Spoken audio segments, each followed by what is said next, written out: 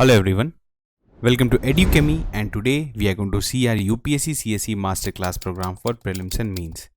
Now, we have already seen some videos in this series. If you want to see them all, you can visit our YouTube channel, click on the playlist and you can access all the videos. Now today we are going to solve some prelims related questions that will be based on polity. So first, we will read out the question for you. What you have to do is to attempt the question and then we will see the right answer and also the background information that was required to answer that question. So let's start. The first question is, which of the following are the compulsory provisions of the 73rd Constitutional Amendment Act? The first is reservation of 1/3 seats for women in panchayats at all the three levels. Second is granting powers and authority to the panchayats to enable them to function as institutions of self-government. Third is granting financial powers to the panchayats to levy, collect and appropriate taxes, duties, tolls and fees. ठीक है, आपको बताना है कि ये तीनों में से कंपल्सरी प्रोविजन कौन कौन से हैं of 73rd constitutional amendment act. आपके ऑप्शंस हैं बिल्कुल जैसे यूपीएससी प्रीलिम्स 2023 में पूछे गए थे, उसी पर बेस्ड हमने ऑप्शंस रीमॉडलिंग किया है अपना. You will see these kind of questions very frequently in this series. तो बताइए इसका सही आंसर क्या होगा. ऑप्शंस हैं आपके only 1, only 2, all of them और नन ऑफ देम. तो जल्दी से बताइए इसका सही आंसर क्या है.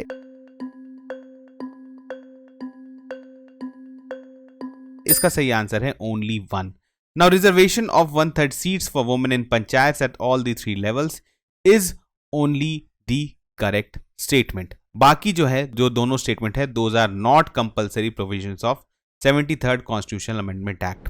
अगर आपने democratic decentralisation panchayati raj systems के बारे में पढ़ा है तो you know about 73rd constitutional amendment act and 74th constitutional amendment act. Both of these constitutional amendment acts are related to आपके डेमोक्रेटिक डिसेंट्रलाइजेशन के बारे में. अब इसमें क्या थे कि कुछ नेसेसरी प्रोविजंस थे, कंपल्सरी प्रोविजंस थे जो कि स्टेट को किसी भी हाल में इंप्लीमेंट करना है, और कुछ जो थे ऑप्शनल थे कि स्टेट के चॉइस पे छोड़ दिया गया था कि आप इसको अपने अनुसार जो है टाइम जब भी एप्रोप्रिएट रहेगा उस हिसाब से आप इन प्रोविजंस को लागू कर सकते हैं. ठीक है, तो हम लोग देखते हैं कि what are the compulsory provisions. तो कंपल्सरी प्रोविजंस है constitution of gram sabha in a village और अ ग्रुप ऑफ विलेजेस. बहुत इंपॉर्टेंट है, सबसे बेसिक है, ये तो आपको करना ही पड़ेगा. ग्राम सभा जो है इन अ विलेज, और आप 2-3 विलेज मिला के एक ग्राम सभा भी बना सकते हैं. Establishment of panchayat at village, intermediate and district level. Now this is a very important part कि आपको establishment करना है पंचायत का at village, कभी कभी हो सकता है at intermediate level also and at the district level तो होना ही चाहिए. Now direct elections to all of the above. Elections should be direct, ठीक है, लेकिन indirect election to the post of chairperson of panchayats at the intermediate and district level. Now जो chairperson होते हैं पंचायत के, तो उसमें जो इंटरमीडिएट लेवल का पंचायत है और जो डिस्ट्रिक्ट लेवल का जो पंचायत है उसके जो चेयरपर्सन हैं उनका इलेक्शन जो है वो इनडायरेक्ट होगा. इनडायरेक्ट बेसिकली क्या हुआ, जो इलेक्टेड ग्रुप ऑफ पीपल्स है वो फिर से इलेक्ट करेंगे. ठीक है, तो that is called indirect election. तो यहां पर है जो है ये इंटरमीडिएट और डिस्ट्रिक्ट लेवल के लिए इसको इनडायरेक्ट इलेक्शन कर दिया गया, लेकिन एट द विलेज लेवल इसको जो है छोड़ दिया गया on the description of state. ठीक है, तो यहां पर ये बहुत इंपॉर्टेंट है. The other important compulsory provisions were 21 years to be the minimum age for contesting, reservation of seats for SC and STs in panchayats at all the level. Now this is a compulsory provision, इसको याद रखिए, पर reservation for OBCs has been kept provisional or on the discretion of the state.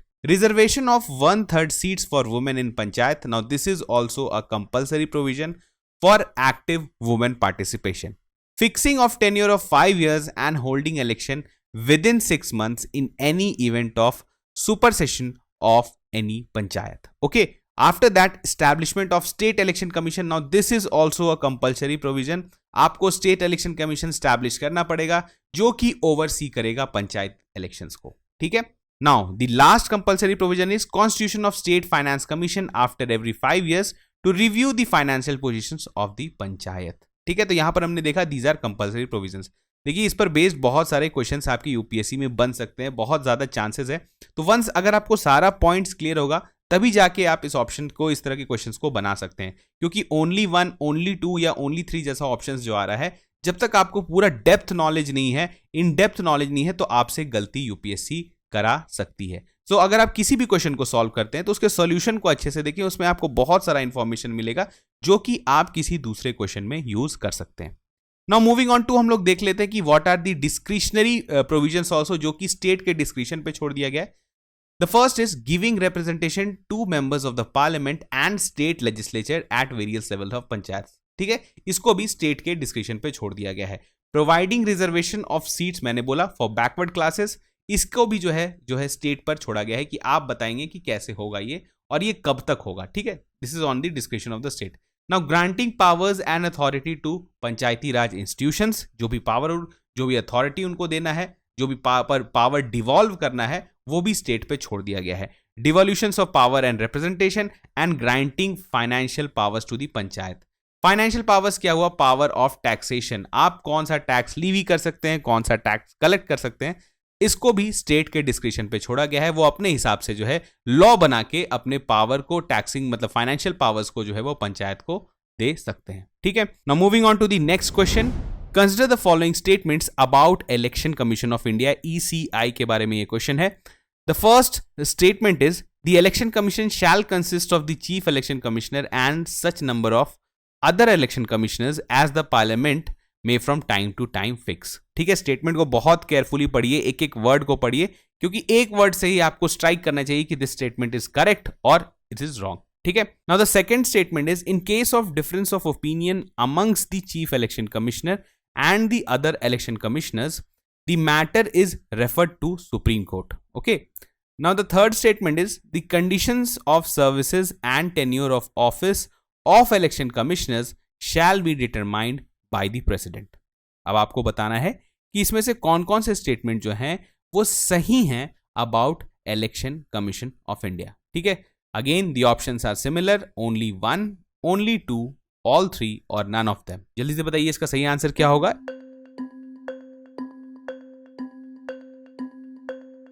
इसका सही answer है only 1।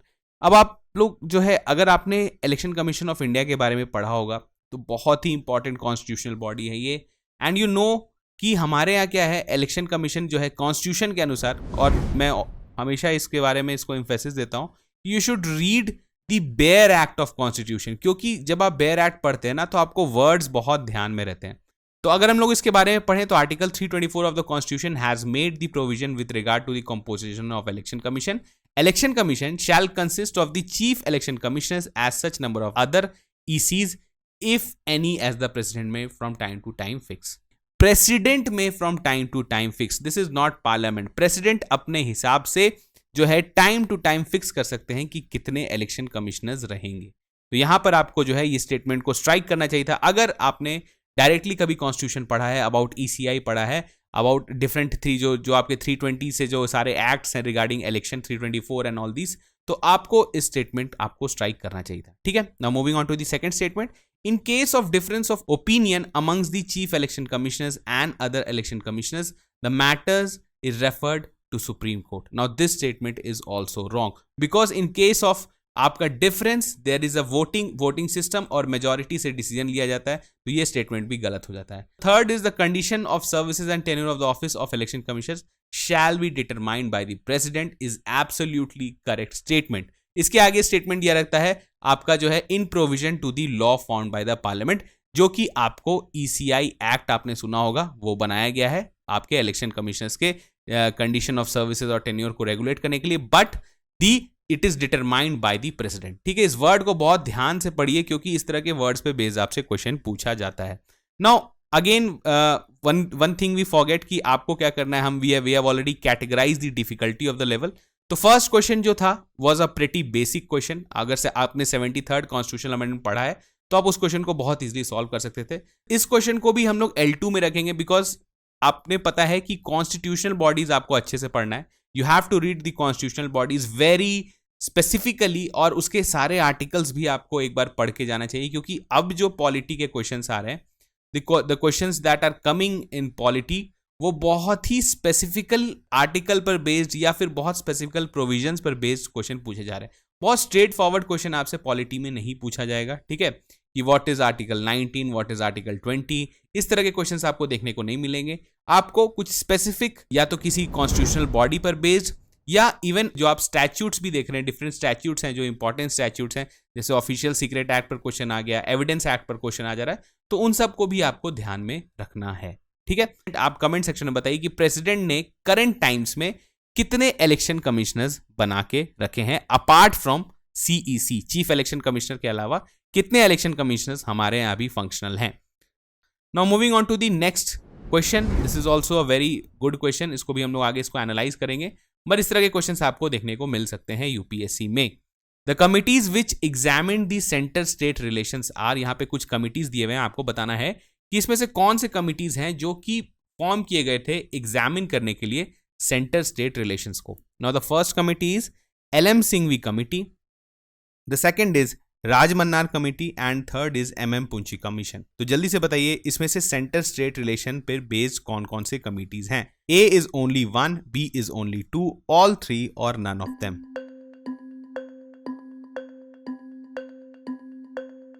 तो इसका सही आंसर क्या है? इसका सही आंसर है only 2। Now Rajamannar committee and MM पुंची commission is based on centre state relation. LM Singhvi committee is based on, जल्दी से बताइए, for revitalisation of Panchayati raj institutions for democracy and development under the chairmanship of LM Singhvi.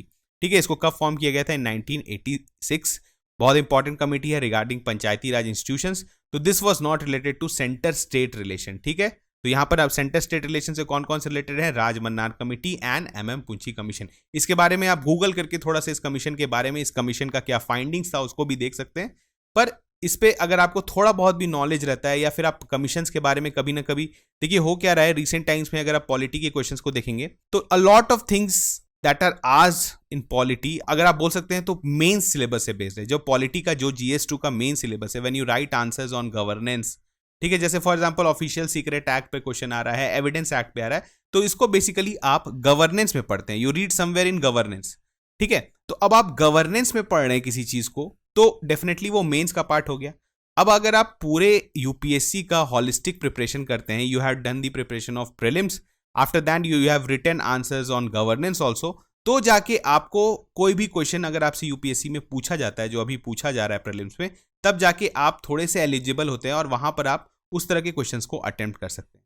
तो इसी कारण मैं again इसके बारे में बोलूंगा, एम्फेसिस दूंगा कि अगर आप यूपीएससी का प्रिपरेशन कर रहे हैं तो your preparation needs to be holistic. Holistic means कोई भी लूप होल्स आप नहीं छोड़ सकते हैं।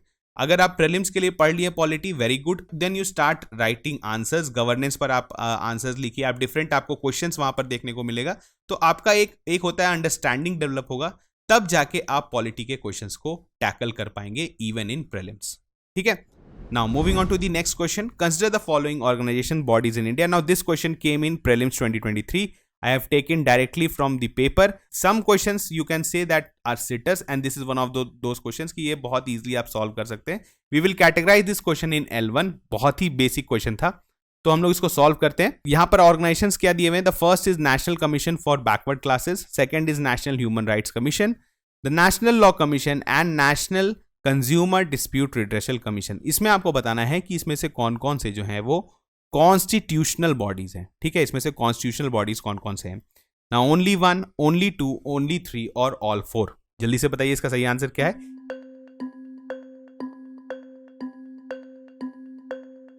इसका सही आंसर है only 1। The national commission for backward classes is only the constitutional body. Apart from that कोई भी जो है वो कॉन्स्टिट्यूशनल बॉडी नहीं है। चलिए इसके बारे में देख लेते हैं। तो national commission for backward classes is a constitutional body. ये पहले नहीं था, ये बहुत इंपॉर्टेंट है आपके लिए कि पहले जो है इसको ये कॉन्स्टिट्यूशनल स्टेटस नहीं मिला था, लेकिन after amendment 102nd amendment act 2018 this was made a constitutional body under article 338B of Indian constitution. So आपके ऑप्शन 1 जो है वो करेक्ट है। Now national human right commission जो है ह्यूमन राइट्स एक्ट 1993 के अंदर बनाया गया, तो it is a statutory body but not a constitutional body. ये आपको ध्यान रखना है कि कौन सी ऑर्गेनाइजेशंस जो है वो स्टैट्यूटरी बॉडी है और वो कौन सी कॉन्स्टिट्यूशनल है। अब आपके लिए क्वेश्चन मैं छोड़ता हूं कि सेंट्रल ब्यूरो ऑफ इन्वेस्टिगेशन क्या है, इज अ स्टैट्यूटरी बॉडी और अ कॉन्स्टिट्यूशनल बॉडी? तो आपको बताना है, कमेंट सेक्शन में आप बताइए कि क्या है ये। Now third, moving on to the third, similarly the national commission is an executive body whose main function is to undertake legal reforms in the country. It is not a constitutional body. तो ये भी जो है आपके लिए important हो जाता है। And last regarding the NCDRC, इसको बोलते हैं national commission dispute redressal commission, ठीक है, तो it was established in 1988 under the consumer protection act. तो this is a statutory body और ये क्वाज़ी जुडिशियल नेचर भी है, इसमें जो है कंज्यूमर डिस्प्यूट रिड्रेसल्स एक तरह से कोर्ट के जैसा काम करता है ये, तो ये भी जो है this is a statutory body not a constitutional body. तो इसे 4 भी आपका गलत था, तो एक ही बस था, that is national commission for backward classes, that was constitutional body. Moving on to the next question and this is the last question for today. आपको बताना है, again this came in UPSC prelims 2023, तो इस तरह के questions आप expect कर सकते हैं। नाउ ये स्टेटमेंट बेस्ड क्वेश्चंस में आपको एक लेवल ऑफ ध्यान और रखना है, you have to maintain your attention यहां पर, कि बहुत टाइम क्या होता है कि when you read out the statement 1 and you read out the statement 2, तो आपको लगता है कि दोनों स्टेटमेंट हो सकता है कि मे बी सही हो, पर एक दूसरे के करेक्ट एक्सप्लेनेशन नहीं हो। तो स्टेटमेंट बी, ये जो आपका जो आता है ना option B and option C और डी में बहुत कंफ्यूजन हो रहा है रिसेंट टाइम्स में।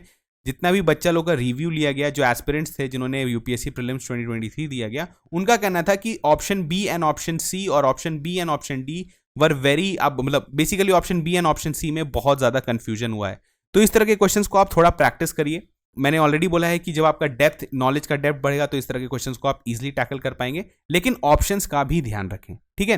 नाउ यहाँ पर स्टेटमेंट है, statement 1 is the supreme court of India has held in some judgments that these reservation policies made under Article 16 Clause 4 of the Constitution of India would be limited by Article 335 for maintenance of efficiency of the administration. ठीक है. Now statement 2 says Article 335 of the Constitution of India defines the term efficiency of administration. ठीक है. अब आपको बताना है कि which one of the following is correct in respect of above statements. Both statement 1, 2 are correct and statement 2 is the correct explanation of statement 1. B is statement 1 and 2 are correct, but statement 2 is not the correct explanation of statement 1. C is statement 1 is correct, but statement 2 is incorrect. D is statement 1 is incorrect, but 2 is correct. तो जल्दी से बताइए इसका सही answer क्या होगा?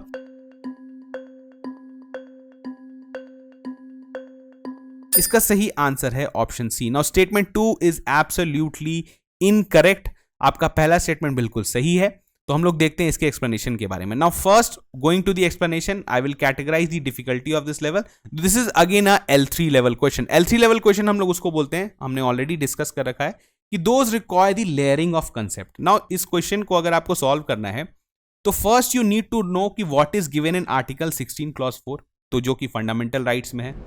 उसके बाद आर्टिकल 335 क्या है ये भी आपको पता होना चाहिए. And the third requirement is कि that you should also know जो डिफरेंट जजमेंट्स आए हैं सुप्रीम कोर्ट के रिगार्डिंग दिस.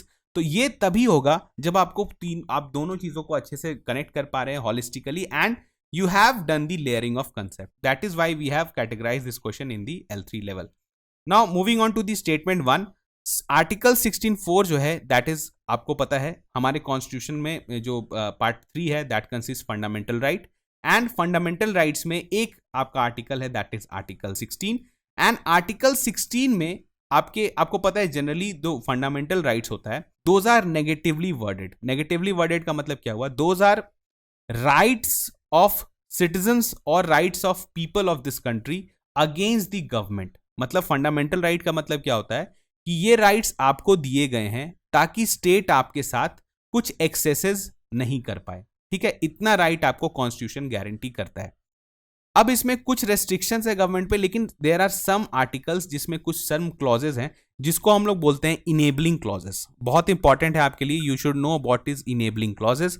इनेबलिंग क्लॉजेस का मतलब क्या हुआ कि जो क्लॉज स्टेट को पावर देती है डिफरेंशिएशन करने के लिए. देखिए जनरली स्टेट जो है आपको इक्वालिटी मेंटेन करना है, डिस्क्रिमिनेशन नहीं कर सकता है on based on sex, caste, creed. ठीक है, आपको पता है कि इसके बेस पे डिफरेंशिएशन नहीं कर सकता. लेकिन कुछ क्लॉजेस ऐसे हैं जो फंडामेंटल राइट के विद इन ही दिए हुए हैं, जैसे आर्टिकल 16(3), आर्टिकल 16(4).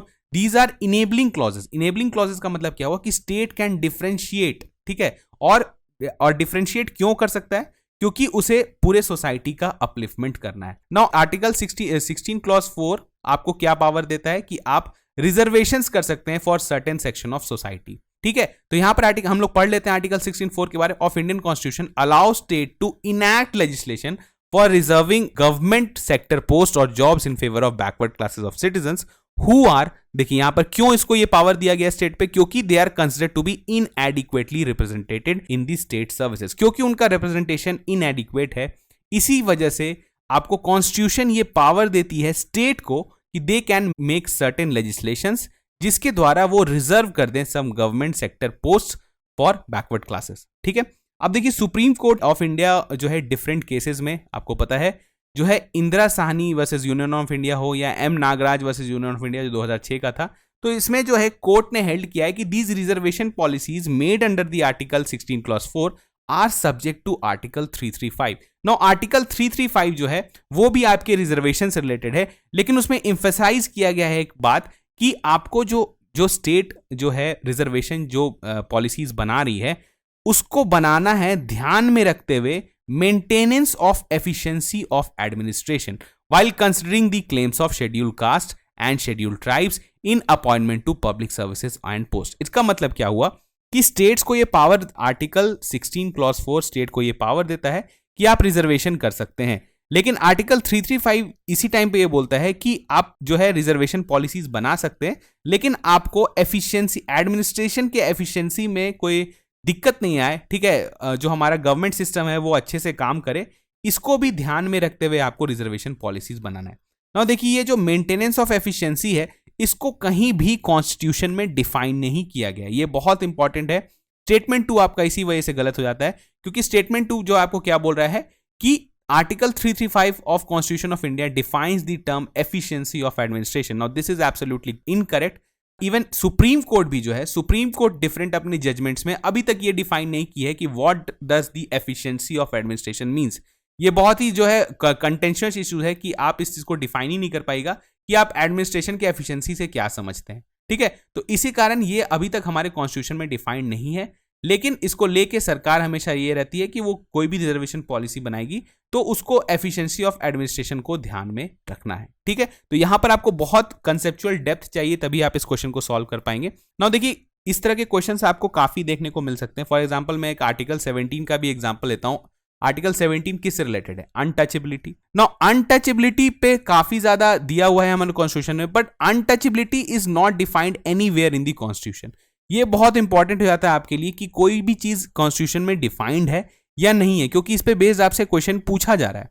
अब किसी लॉ में डिफाइंड है वो दूसरी बात है, लेकिन कॉन्स्टिट्यूशन में डिफाइंड है या नहीं है ये बहुत इंपॉर्टेंट हो जाता है। तो जैसे यहां पर maintenance of efficiency of administration जो है वो हमारे कॉन्स्टिट्यूशन में कहीं भी डिफाइंड नहीं है, इसी कारण स्टेटमेंट 2 जो है वो गलत हो जाता है और सही ऑप्शन हो जाएगा आपका option C, that is statement 1 is correct but statement 2 is incorrect. ठीक है, तो आज हमने 5 क्वेश्चंस देखा in detail. We have done the detail explanation also. इतना डिटेलिंग आपको कहीं पर भी नहीं मिलेगा क्योंकि हमने बहुत डिटेल में जाके इस चीज को एक्सप्लेन किया है, और आप भी बिल्कुल इसी तरह से पढ़ने का कोशिश करिए। If you want to crack UPSC, if you want to ace prelims exam, you have to study in depth, you need to have a comprehensive knowledge about prelims and mains। तो ये बहुत इंपॉर्टेंट हो जाता है कि आप mains और prelims का तैयारी साथ में करें, तभी जाके आप फ्यूचर में आने वाले प्रीलिम्स को टैकल कर सकते हैं। ठीक है, तो मिलते हैं नेक्स्ट वीडियो में, तब तक थैंक यू।